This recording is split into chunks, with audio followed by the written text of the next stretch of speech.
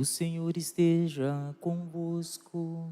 Ele está no meio de nós.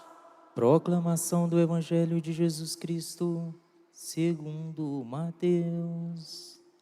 Glória a vós, Senhor.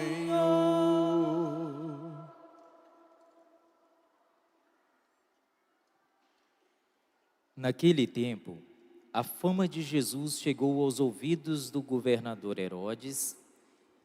Ele disse a seus servidores: é João Batista que ressuscitou dos mortos, e por isso os poderes miraculosos atuam nele. De fato, Herodes tinha mandado prender João, amarrá-lo e colocá-lo na prisão por causa de Herodíades, a mulher de seu irmão Filipe. Pois João tinha dito a Herodes: não te é permitido tê-la como esposa. Herodes queria matar João, mas tinha medo do povo que o considerava como profeta. Por ocasião do aniversário de Herodes, a filha de Herodíades dançou diante de todos e agradou tanto a Herodes que ele prometeu com juramento dar a ela tudo o que pedisse. Instigada pela mãe, ela disse: dá-me aqui num prato a cabeça de João Batista. O rei ficou triste, mas por causa do juramento diante dos convidados, ordenou que atendessem o pedido dela e mandou cortar a cabeça de João no cárcere.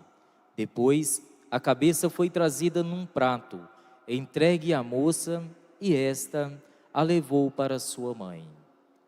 Os discípulos de João foram buscar o corpo e o enterraram. Depois, foram contar tudo a Jesus. Palavra da salvação. Glória a vós, Senhor.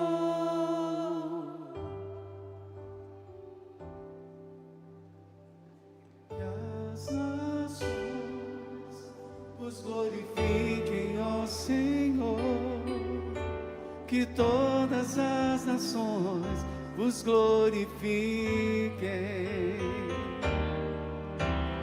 Que as nações vos glorifiquem, ó Senhor. Que todas as nações vos glorifiquem.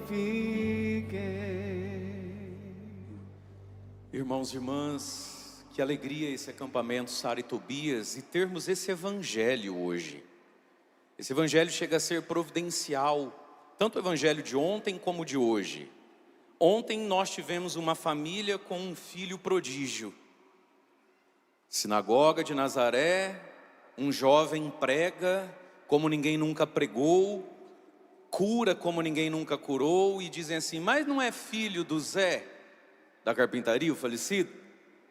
Não é filho da Dona Maria? E sim, é filho do Zé, da Dona Maria, e sim, é carpinteiro.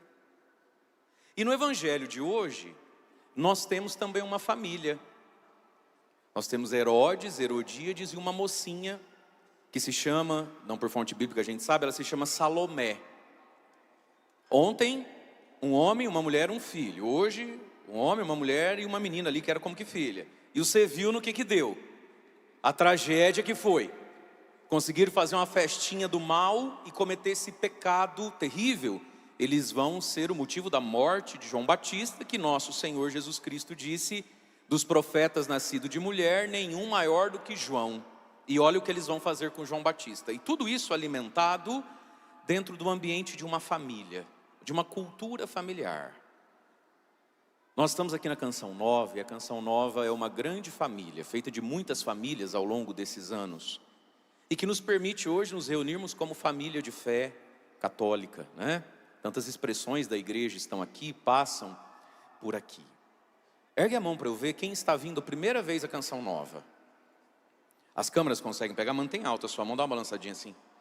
Talvez mais da metade, a primeira vez vindo à Canção Nova. Deixa eu te dizer uma coisa, você que está chegando agora nessa família, nesse lugar, Canção Nova. Só no céu nós vamos ter noção, dimensão da grandeza, do Monsenhor Jonas Abib e da obra que ele fundou e deixou e da Canção Nova para a Igreja do Brasil. Só no céu é possível isso ser dimensionado do jeito certo. Luzia, só no céu. E que Deus dê a vocês força e uma santa alegria, porque eu quero aqui brevemente dar um testemunho pessoal. Eu conheci a Canção Nova em 1999, eu tinha de 14 para 15 anos de idade. Eu não esqueço, ano que o Palmeiras ganhou a primeira de várias Libertadores da América, então é muito marcante. E na minha vida tudo aconteceu meio que ao mesmo tempo, num maio, junho, porque eu lembro que era frio e chovia muito naqueles dias.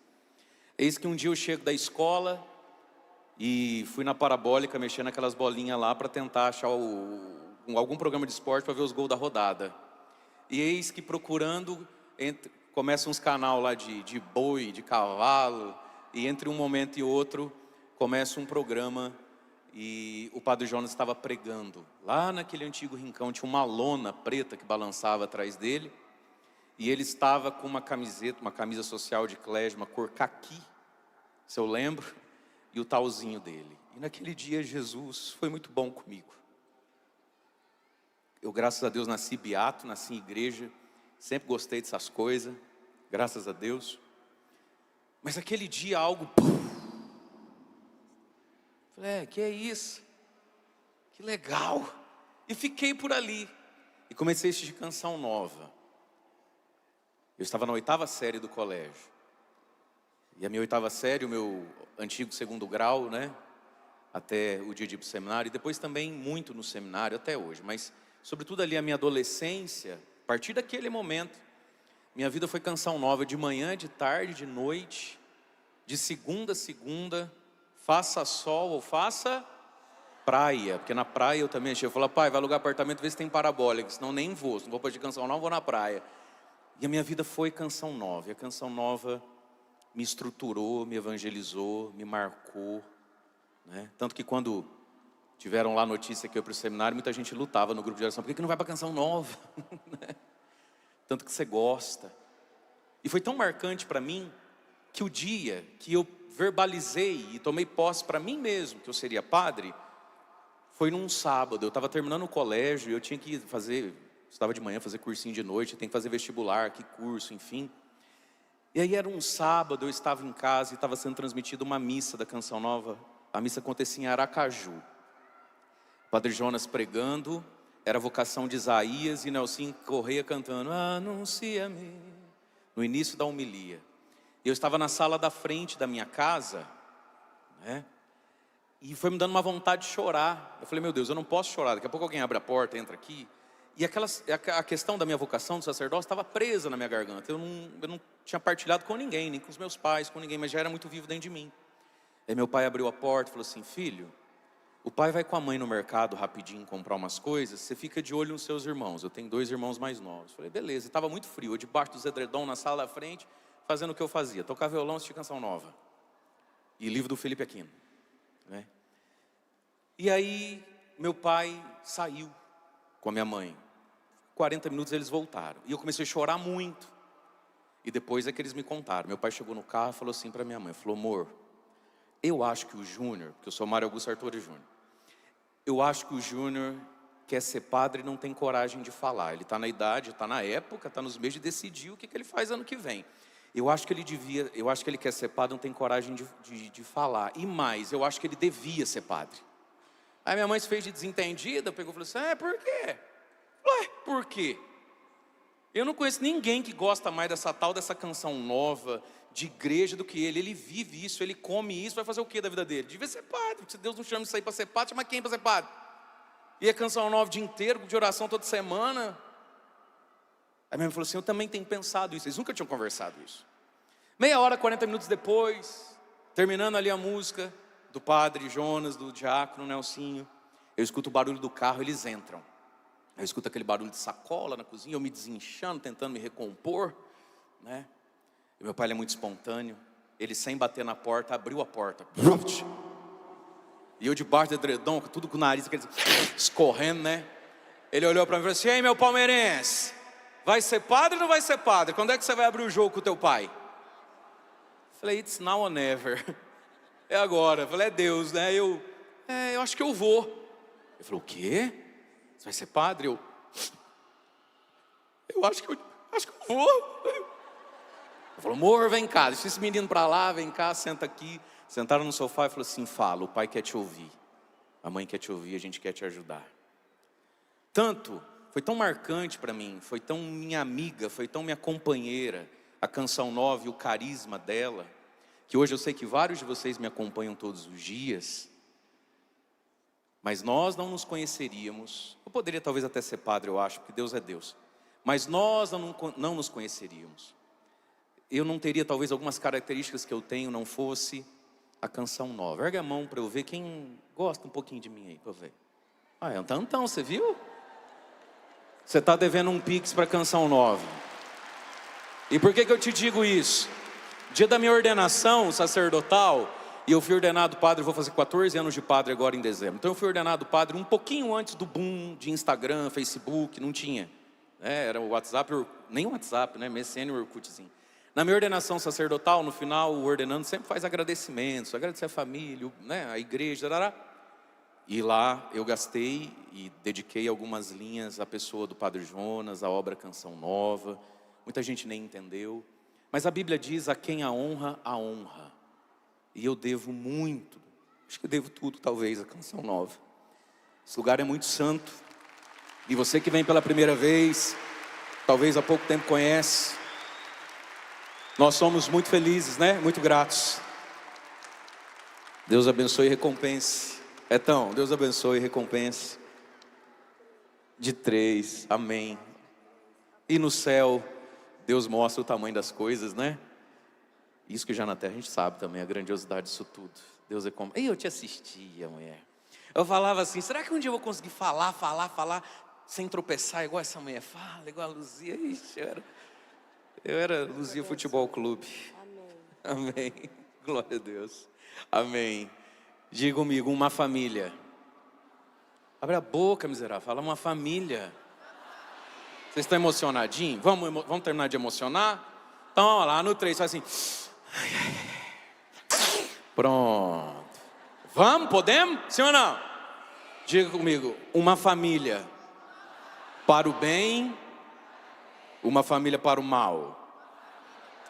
E aí, meus queridos, que esse acampamento Sara e Tobias seja para você, para sua casa, para todos nós, um ano de jubileu. Nós estamos no jubileu da esperança, não é isso? E você viu que a primeira leitura de hoje é um trecho do livro do Êxodo. Já há 3 semanas a liturgia diária, a igreja nos ajuda a conhecer a história de Moisés. Nós já estamos lá no ponto que o povo entrou na terra. E agora se fala então de um ano de jubileu. Resumo da ópera. A cada 7 vezes 7, 49, 50º ano. E aí Deus diz 2 coisas ali. Terminou primeiro falando assim, parem de fazer mal um ao outro, pelo menos no ano do jubileu, poxa. Não se defraudem um ao outro, ao menos no ano do jubileu. E outra coisa que diz no jubileu, no ano do jubileu, vocês não vão plantar nem colher, mas pode colher dos campos que vocês nem cultivaram. Isso é tão profundo, gente. Então o ano do jubileu é um convite a, primeiro, confiar na providência de Deus em todas as coisas, não alcançar as coisas de um modo sorrateiro, ilegal. Confiar em Deus. Olha o que Deus está dizendo, no ano do jubileu vocês não vão plantar e não vão colher nem da terra que vocês plantaram, deixa cair e estragar no pé. Mas vocês podem colher dos campos que nem foram cultivados. Essa é uma dinâmica um pouco da igreja. Você está aqui, possivelmente, por causa do Frei Gilson. E o Frei Gilson é um campo que você não plantou nem cultivou, mas você colhe dele. Não é verdade? O que você tem a ver com a história, com a vida do Frei Gilson? Nada. Mas agora você está colhendo dele. A Canção Nova, talvez na vida da maioria das pessoas, você nem planta nem colhe dela, ela não tem nada a ver com você. Mas você colhe do terreno que você nem cultivou. Quem será que plantou e cultivou doutora Filó? Quem será? Aí você vem aqui e esse campo não é teu. Essa paroquiana não é minha. E você senta, colhe e come da gratuidade, da surpresa, do inesperado de Deus. Ontem a Rogerinha fez uma pregação aqui ontem de manhã que, pelo amor de Deus, Aquilo precisa virar livro, precisa virar congresso, precisa virar estudo. Ontem a mulher estava no óleo da unção. Eu acho que ela tempera a salada com óleo do Cristo. Não é possível. Eu falei, Rogerinha, filha, você arrumou isso? Que unção, que coisa. Quem foi que plantou, cultivou Rogerinha? Você nem sabe quem era a mulher e ontem você comeu, assim, esbaldou. Amém? Então, o ano do jubileu, confiar em Deus. Deus cuida de nós, não queira ter nem acessar pessoas e bens materiais fora da graça, da bênção e da gratuidade de Deus. Amém? Segundo aspecto do jubileu, pelo menos no jubileu não façam mal uns aos outros, vocês são os irmãos, aprendam a se tratar bem, poxa. Bate no peito comigo e fala assim, esse acampamento para mim e para minha casa é jubileu. A partir de agora, eu confio em Deus e vou tratar melhor quem é meu. Amém? Quem está marido e mulher, pega na mão um do outro, ergue bem alto, fala assim, vai ser jubileu agora. A partir de hoje, não por um ano, para o resto da vida. Só os homens vão falar bem grosso comigo, para o resto da vida, meu amor. As mulheres bem fininhas, para o resto da vida, meu amor. Amém? Deus cuida. Segunda coisa, aprender a se tratar como irmãos em Deus. Amém? Aí veio o refrão do Salmo tão bonito. Que as nações vos glorifiquem, ó Senhor, que todas as nações vos glorifiquem. Que o reino de Deus chegue em todos os lugares, a todas as pessoas. E nós que já cremos, nós que já celebramos, estamos fazendo com que a palavra se cumpra. Toda missa, e também toda prática espiritual, é um ato de reparação. Hoje, se a gente colocar na ponta do lápis, será que dá mais de 50% dos seres humanos amando a Deus, louvando a Deus, lembrando de Deus? Sim ou não? Não. Quantos por cento de católico vai à igreja? 10%.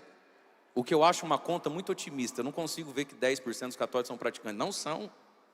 Então quando a gente vem à igreja, canta, louva, celebra, reza, nós estamos de algum modo reparando o coração de Deus. Porque Ele deveria ser amado por todos. Não sendo por todos, pelo menos por mim, eu garanto, Senhor, por mim o Senhor vai ser amado, amém? E aí, meus irmãos, vamos olhar para esse evangelho. Vamos entender um pouquinho, rapidinho, o contexto do evangelho. A grande pergunta aqui é quem é Jesus? E no evangelho de hoje, ao mesmo tempo que fala de uma família meio perturbada, começa com uma bola fora de um sujeito chamado Herodes. Ele não entende nada de religião, nada de igreja, ele é maluquinho da cabeça, ele é virado no giraia. E aí ele me sai com essa, não, esse Jesus aí eu sei quem é. Ô Herodes, você lá sabe quem é, Herodes? Você sabe nada. E ontem o evangelho então colocava, de onde lhe vem tanta sabedoria? Quem é esse homem? Quem é esse Jesus que cresceu aqui conosco? Hoje de novo o evangelho pergunta pela identidade de Jesus. Quem é esse homem? E está todo mundo errando. Está todo mundo dando bola fora. Mas vamos entender que o Evangelho de São Mateus, ele vai andando, vai sendo escrito, para nos ajudar a fazer uma pergunta. A admiração provoca uma pergunta. Mas quem é esse Jesus? O que é essa tal de canção nova? Mas aí você tem que acertar a resposta. Então, após Jesus fazer o grande sermão da montanha, o sermão das bem-aventuranças, capítulos 5, 6, 7 de Mateus.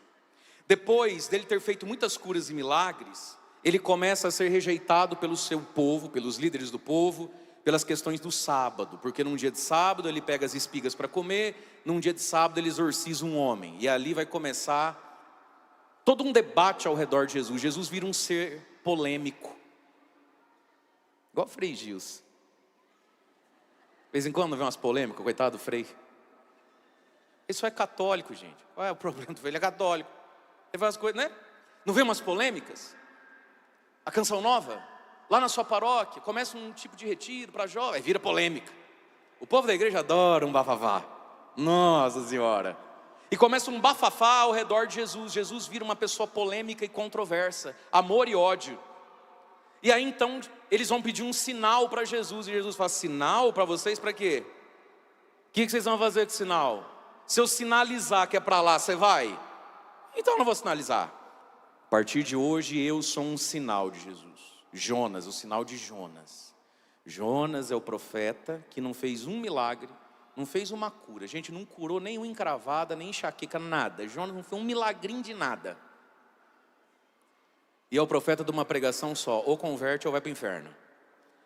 E Jesus fala, a partir de hoje eu sou Jonas. Acabam-se os milagres. E Jesus agora vai pregar. Aí começa as parábolas do reino, capítulo 13. O semeador saiu a semear. Ele vai ser Jonas, ele vai jogar uma semente de conversão. O joio e o trigo dentro da igreja, o bem e o mal.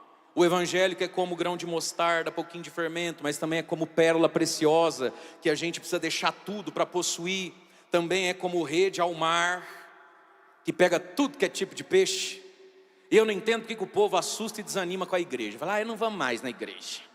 Nossa, menina, a fulana, onde já se viu, sabe? Vive na barra da saia do padre, menina de Eucaristia.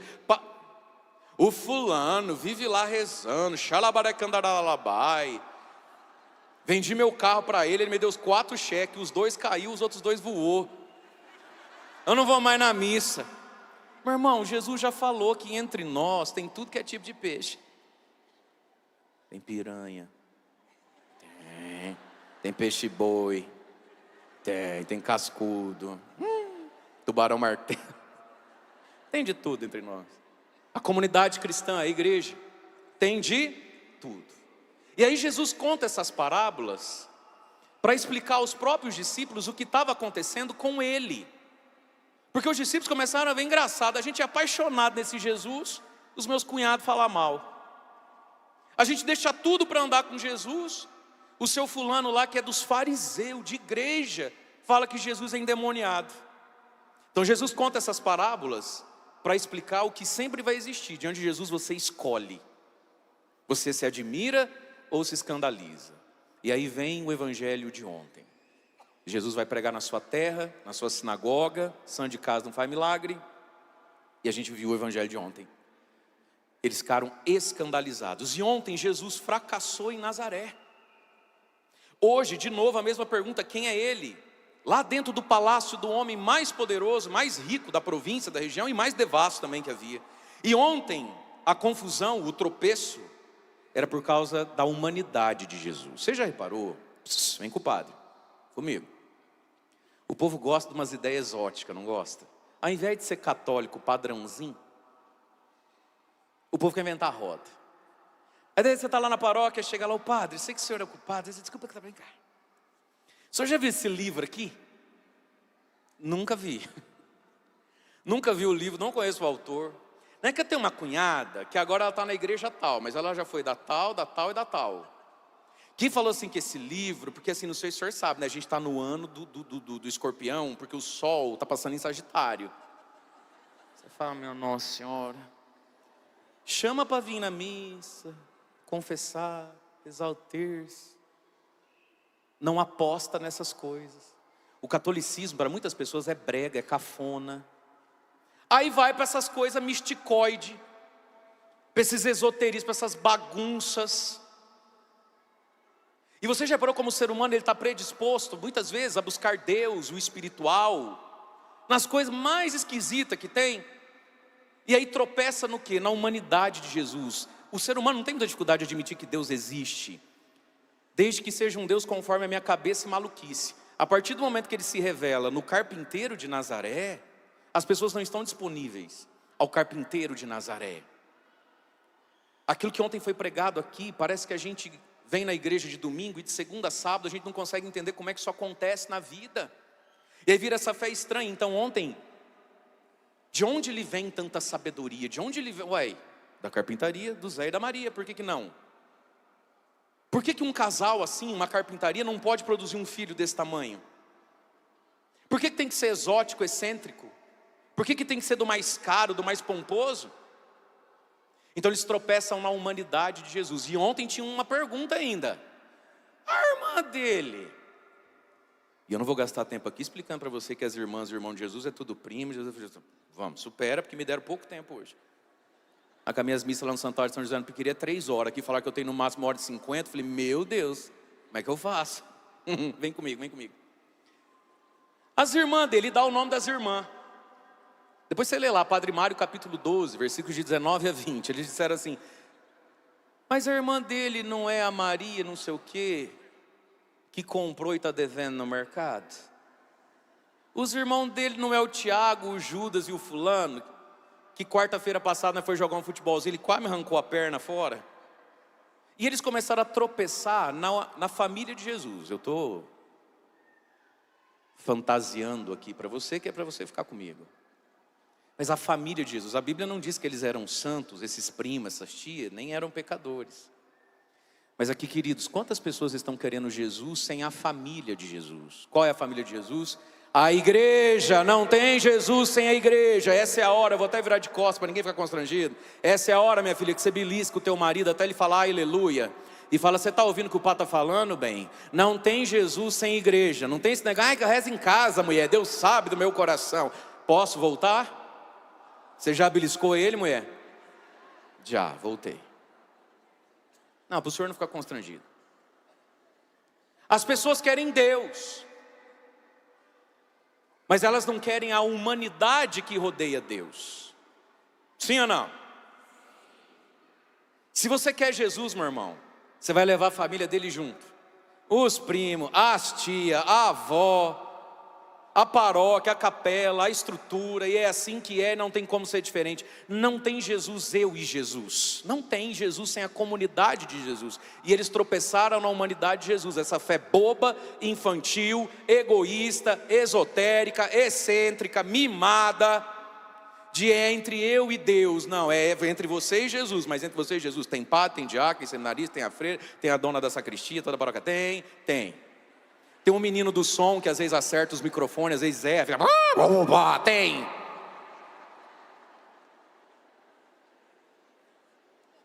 Eu preciso avançar na homilia. Me diz assim, eu entendi, padre. Então vou avançar agora na homilia. E aí hoje, qual é o problema com Jesus?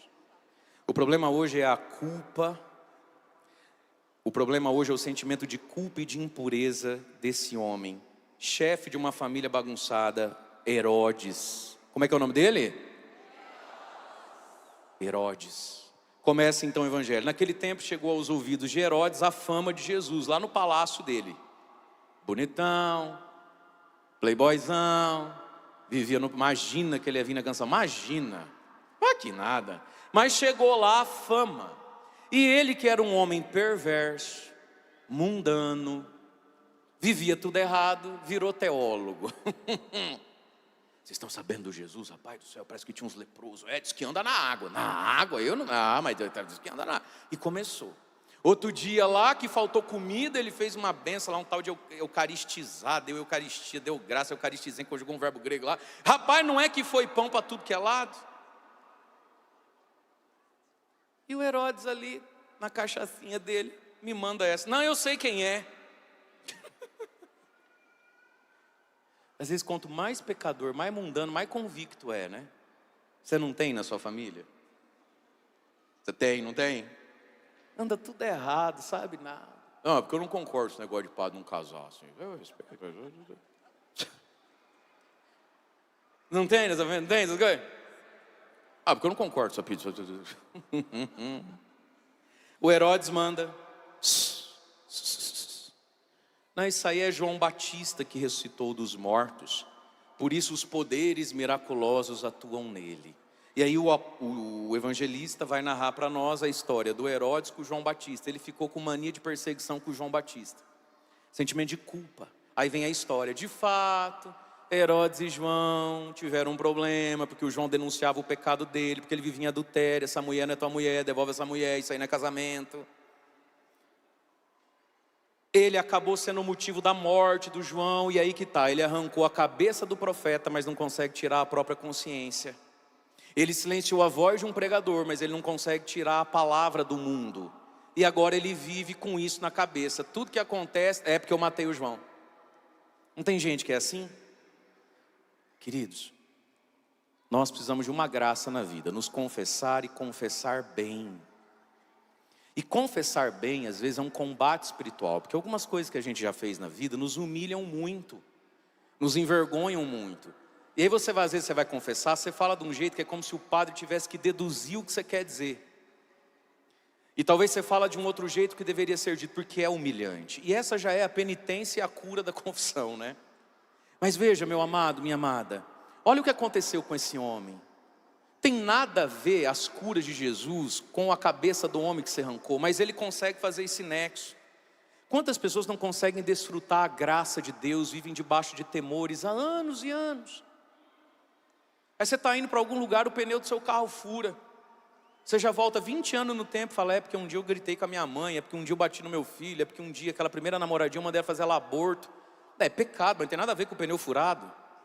Mas a pessoa vai relacionando coisas, vai criando sentimentos de medo, de insegurança com o futuro. Alguém da família, espirra, a pessoa fala, é câncer de pulmão.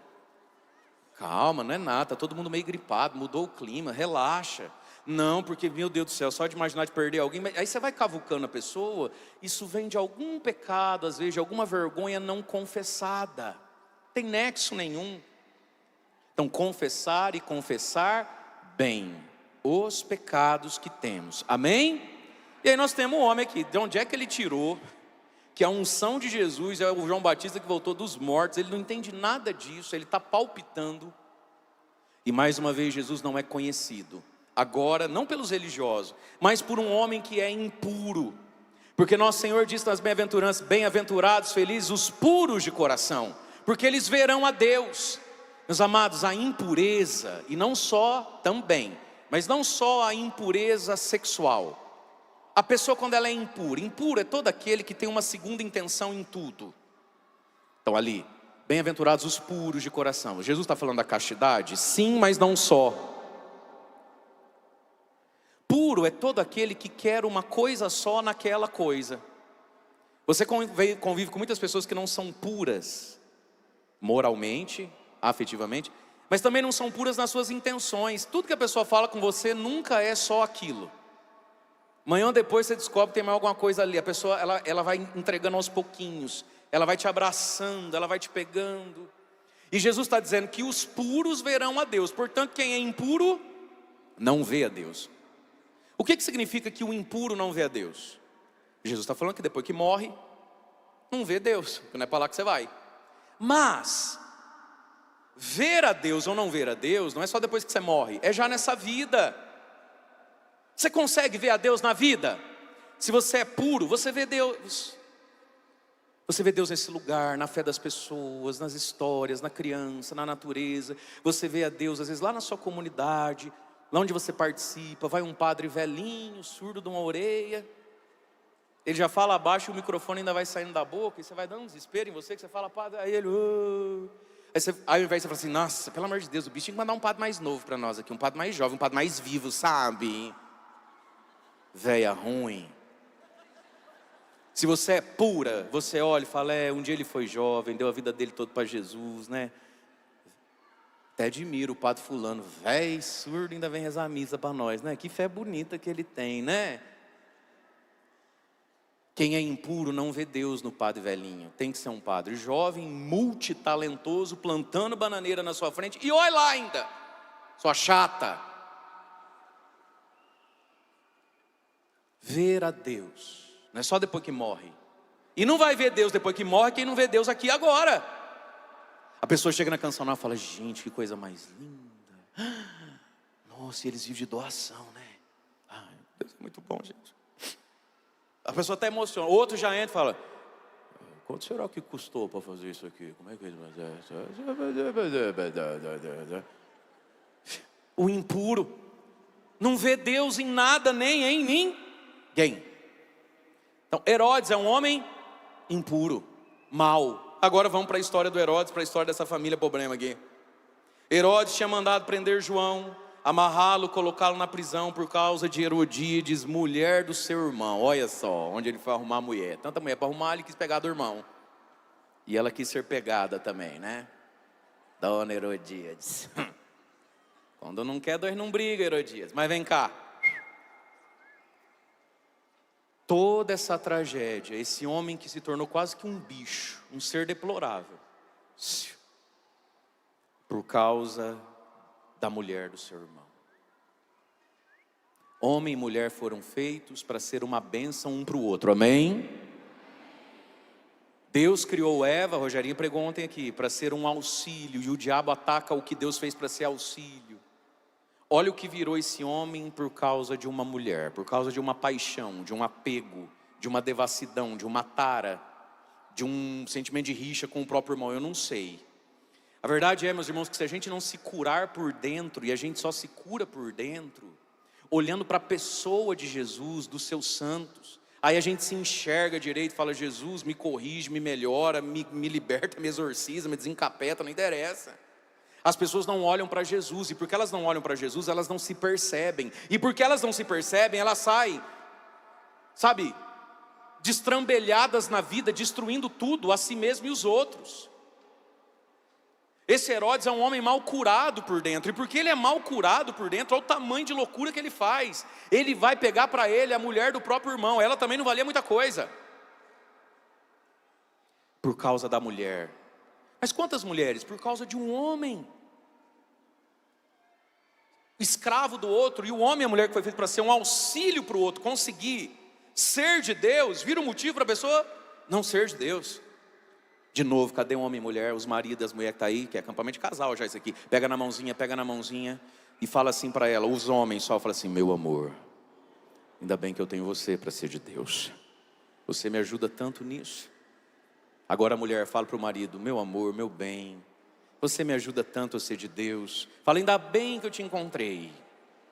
Fala para ele assim: mulher, faltam uns acabamentos na obra aí ainda, né? Mas sim, tá indo, amor, tá indo, vai chegar. Amém, gente? E aí continua o evangelho. Porque João Batista, dizia para o Herodes: não te é permitido tê-la como esposa. Isso não é casamento, filho. Inventa a roda. A igreja já ensina o que é casamento. E aqui tem algo. Nós estamos antes... Silêncio, vem comigo. Nós estamos antes de Jesus, 5 capítulos depois, dizer sobre o matrimônio. Não tinha paróquia, não tinha curso de noivo, não tinha habilitação, não tinha nada. O ser humano, quando ele tem boa vontade, quando ele tem um reto uso da razão, ele sabe o que é casamento. Só essa nossa geração, de uns 40, 30 anos para cá, é que não sabe mais o que é casamento. No mundo inteiro, em todas as culturas e religiões, desde sempre o ser humano sabe o que é um casamento, gente. Olha como é que o João Batista fala para o Herodes: isso é adultério, isso não é casamento. Não tinha paróquia, não tinha curso de noivo, não tinha que ser crismado, não tinha nada dessas coisas. Mas já era possível dizer: isso é casamento, isso não é casamento. Você é capaz de saber, e se faz errado, peca contra Deus. Só esse nosso mundo descambou de tal jeito que já não há mais diferença entre casamento e namoro. É por isso que tanta coisa tem dado errado, porque não há mais diferença prática, real e concreta de um namoro para um casamento. Virou uma emboleira, um negócio, o tal do namorido, e juntado com fé casado é. Não existe mais etapa. Aí o sujeito nem conhece, já se acha casado, e depois de 20 anos, não se acha casado. Não é assim? Já vai vivendo como casado. 20 anos depois você fala assim: por que não casa na igreja? Ah, porque a gente não se sente pronto. Ué, eu achei que você estava pronto. Ué, não foi 2 meses, foi morar junto? O ser humano é doido, gente. Herodes, isso não é casamento, essa não é tua mulher, filho.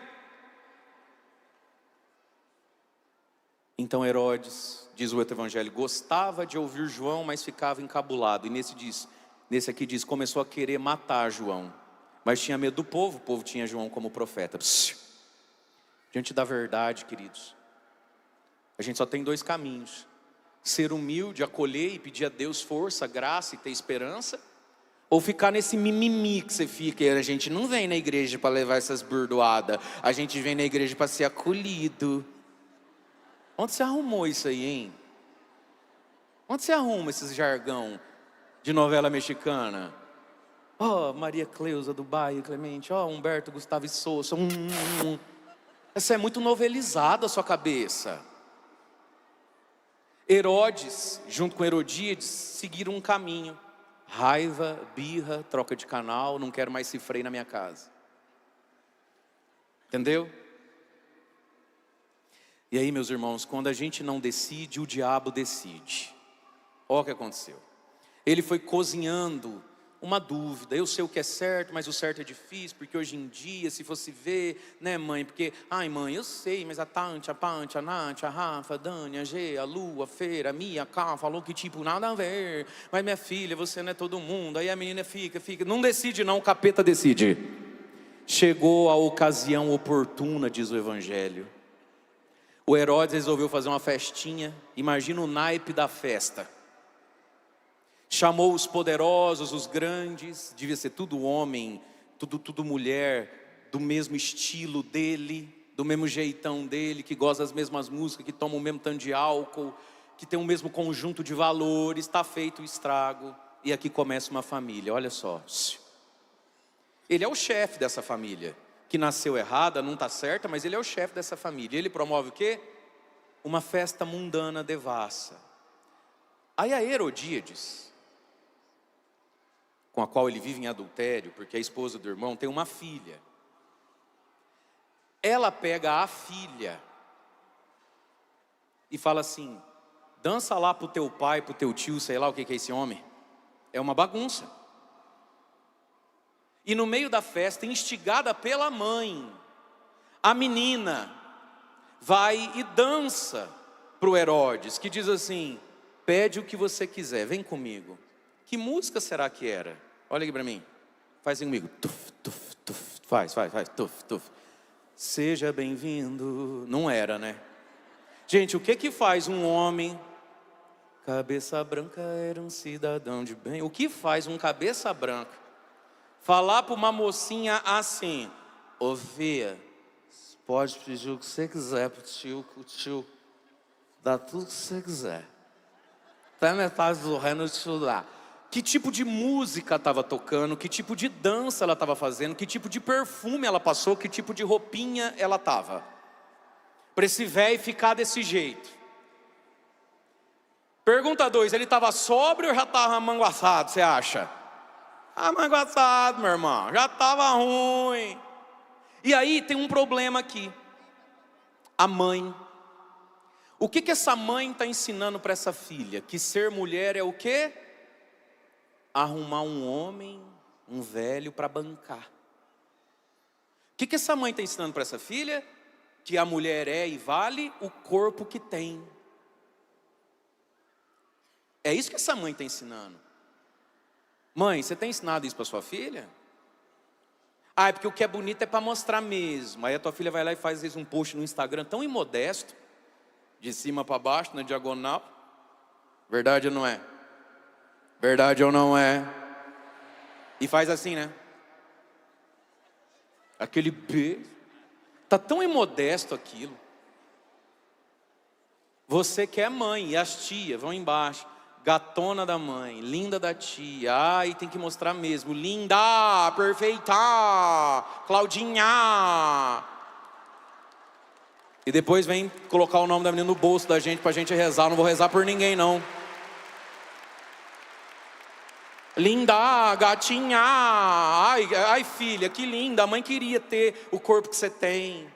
O que você está ensinando para sua filha? Percebe? Que ela é os atributos que mostra.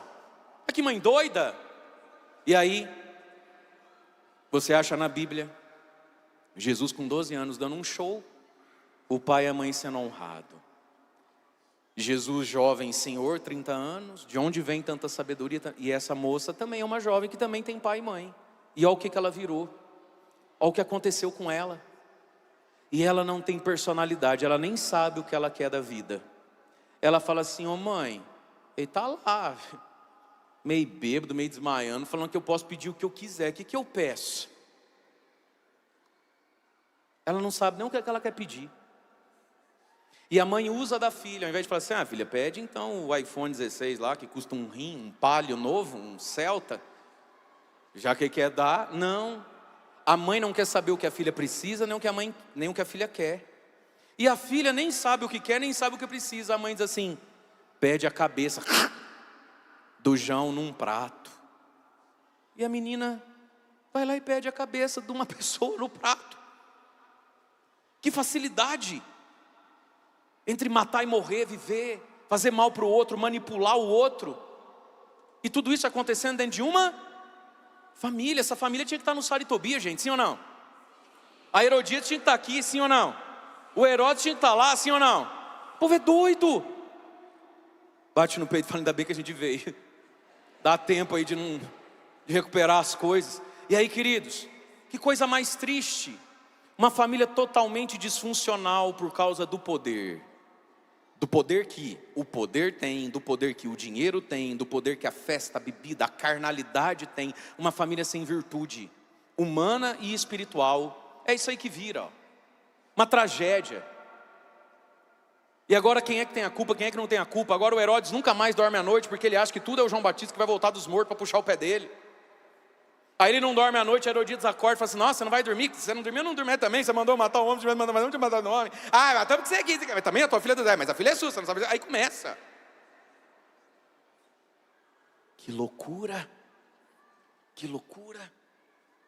Aí diz o evangelho assim, que o Herodes ao ouvir isso, o que você quer, filha? Ah, manda arrancar a cabeça do João, traz. Diz que ele ficou triste. Mas ele já não tinha mais como sair daquela situação, porque ele tinha jurado na frente dos outros. Ô, Herodes! Deixa eu fazer uma pergunta. Vamos fazer uma pergunta para Herodes? Abre as pernas assim. Abre. Olha lá no quinto dos infernos. Fala, Herodes, estou com uma dúvida aqui. Vamos perguntar para ele, gente? Eu não entendi essa vergonha que você tinha dos seus amigos, não, aí. Sabe por quê? Não, ele não podia voltar atrás porque ele fez um juramento em público. Mas se tinha uma coisa que o Herodes sabia, era mentir e quebrar juramento. Por que agora você ficou santo agora? A mulher do seu irmão também tinha feito um juramento em público. Os romanos casavam em público, se recebiam em público, uma cerimônia civil. Se tem uma coisa que vocês dois sabem fazer, é voltar atrás do que jurou em público.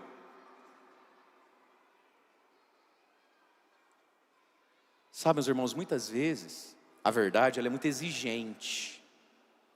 E uma das exigências da verdade, olhando para o padre, é que a gente dê tchau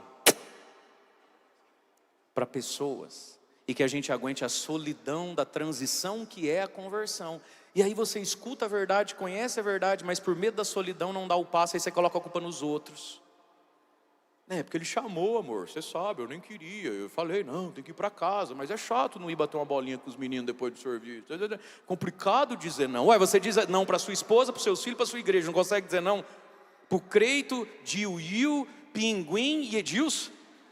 Não, eu não entendi você, ué. O cara fala não para a esposa, ele fala não para Deus, ele fala não, mas para os meninos da bola ele não consegue. É, porque agora como é que eu volto atrás? Ué, voltando. Você está achando, meu amigo, minha amiga, que a sua conversão vai ser celebrada por todo mundo? É claro que não. Virou crente. Lá vem a santa, muda o assunto. Se você não está pronto para essas agulhadinhas, você não serve para andar com Jesus. Você vai levar essas agulhadinhas. Oxe. Ué. E aí então, contrariado, mandou arrancar a cabeça do João. A cabeça vem num prato, o corpo vai para Jesus. E que família complicada.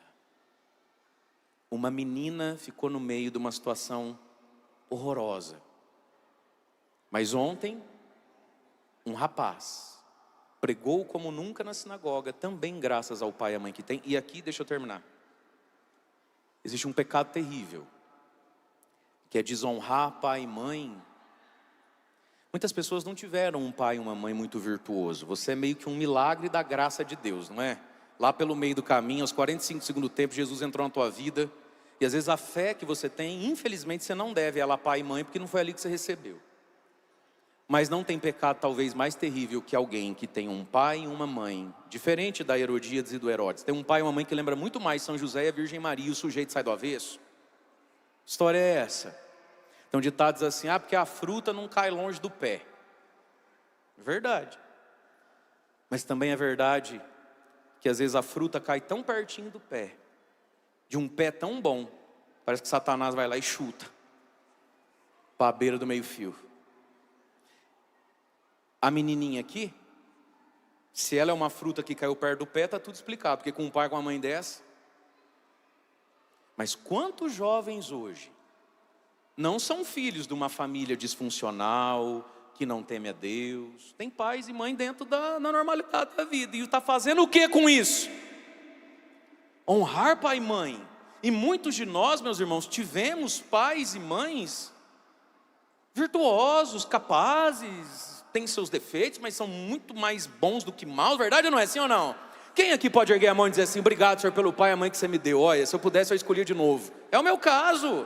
Você tem que honrar isso aí, ué.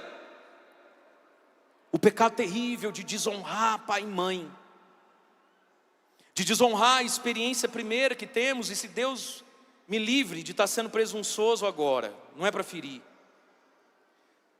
Nós estamos aqui na Canção Nova, e eu sei que muitos de nós que estamos aqui e somos de algum carisma meio próprio, lá na sua paróquia, lá na sua diocese.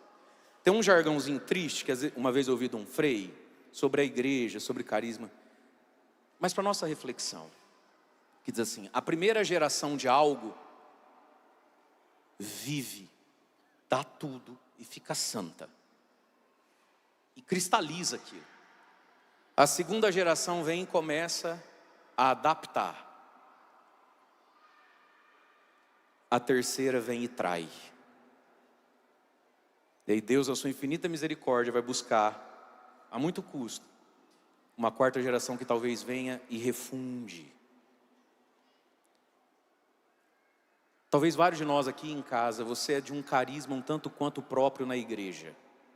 Como a Canção Nova, o seu fundador faleceu, fez sua Páscoa há muito pouco tempo atrás. Ah lá, vários lá, né?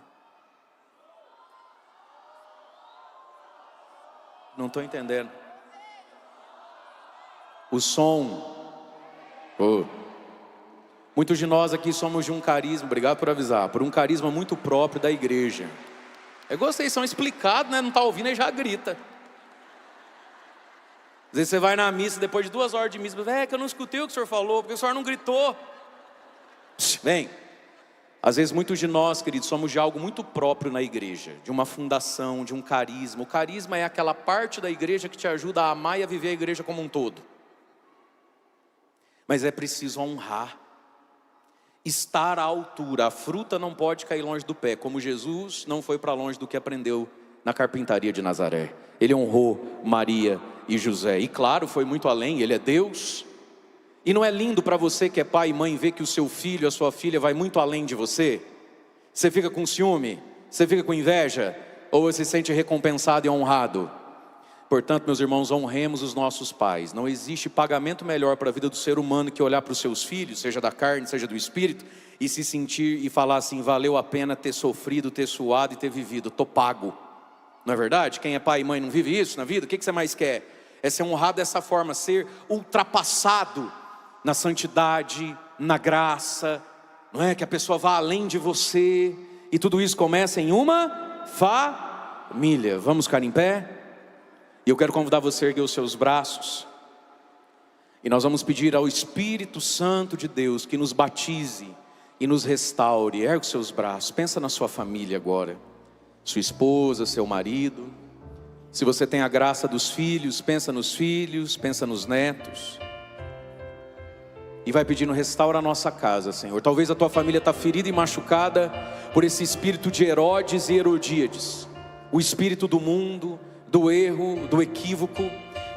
Talvez a sua família está machucada e ferida pelo espírito desse tempo confuso, que não reconhece Jesus. Talvez vocês estão marcados, nossas casas estão marcadas pela força do mal. Então ergue seus braços. A oração pode aquilo que Deus pode, amém? E Deus tudo pode.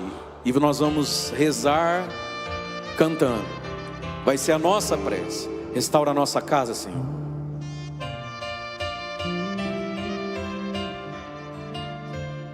Cante isso. Restaura a nossa casa, Senhor. Faz disso uma prece, deixa a tua alma orar. Restaura a nossa casa, Senhor. Restaura a nossa casa. Restaura a nossa casa, Senhor. Restaura a nossa casa, Senhor. Pensa nela e canta: tua bênção derrama. Tua bênção derrama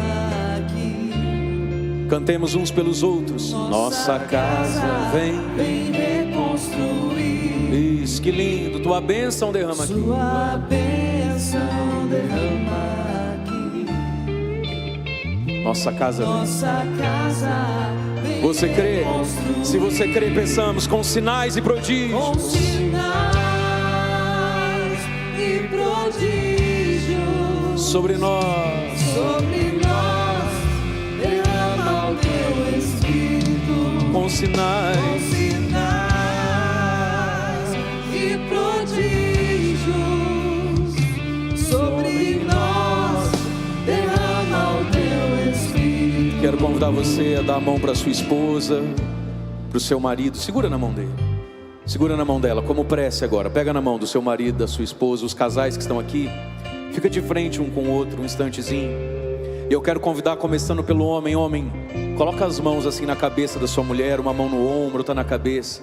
E vai orando e dizendo: Senhor, restaura a minha esposa com o teu Espírito Santo. De todas as feridas e máculas que ela carrega nessa vida, ao longo da história dela. Feridas e máculas que eu, como marido, como homem, causei. Senhor, feridas e máculas que o mundo, o nosso tempo tem causado nela. Restaura minha esposa com sinais e prodígios. Concede a ela, Senhor, sabedoria, temor, saúde, unção, fé, alegria. Vai orando, marido, pela tua esposa. Pede a bênção. E vai pedindo: restaura minha esposa, Senhor. Restaura minha esposa com sinais e prodígios. Os homens cantando isso: restaura minha esposa, Senhor. Canta assim, homem. Restaura minha esposa, Senhor. Isso, homem, cante assim. Restaura minha esposa, Senhor. Força, homem. Restaura. Restaura minha esposa, Senhor. Restaura. Restaura minha esposa, Senhor. Com sinais e prodígios, canta, homem. Com sinais e prodígios Sobre ela derrama. sobre ela, derrama o teu Espírito. Força, marido. Com sinais e prodígios Sobre ela derrama, Senhor. sobre ela, derrama o teu Espírito. E agora você, mulher, põe a mão no ombro, na cabeça do seu marido e vai orando por ele, dizendo: Senhor Jesus, batiza com teu Espírito Santo e restaura agora o meu esposo, o meu marido, com a unção do teu Espírito. Lava, Jesus, no teu sangue precioso, e vem restaurando, Senhor, de tudo que nele está enfermo, imaculado, no corpo ou na alma. Pecados e feridas que ele carrega desde sempre, da família, da história, da juventude. Vem agora, Jesus, Espírito Santo, e restaura o meu marido das feridas que eu causei nele, do que eu quebrei nele. Vem, Espírito Santo, e cura o meu marido daquilo que esse mundo tem estragado nele, as injustiças que ele sofreu dentro da nossa casa, com filhos, a desonra. Restaura, Senhor, o meu marido. Vem, Espírito Santo, e dá ao meu marido sabedoria, temor, fé, esperança, alegria, saúde, santidade. Levanta de novo, Senhor, homens aqui que foram servos alegres de Deus, estão caídos na tristeza, no desânimo. Levanta, Senhor, restaura, Senhor, reorienta, Senhor. E agora você, mulher, vai cantar sobre o teu marido. Restaura meu marido, Senhor. Restaura o meu marido, Senhor. Isso, mulher. Restaura o meu marido. Restaura o meu marido, Senhor. Põe toda a tua fé e esperança aí, filha. Restaura o meu marido, Senhor. Restaura. Restaura o meu marido, Senhor. Sobre ele e por ele peça com sinais. Com sinais e prodígios. Sobre ele. Sobre ele. Derrama. Derrama o teu Espírito. Mais uma vez, mulher, com sinais e prodígios. Sinais e prodígios. Sobre ele derrama. Sobre ele derrama o pega as duas mãos, ergue bem alto e canta. Com sinais, pega nas duas mãos, ergue a mão do outro. E prodígio sobre nós, derrama o teu Espírito. com sinais, E prodígios sobre nós. derrama o teu Espírito. Amém? Acolhei, Senhor, nossa prece, nossa oração pela intercessão da Virgem Maria, do glorioso São José. Vós que viveis e reinais com o Pai na unidade do Espírito Santo.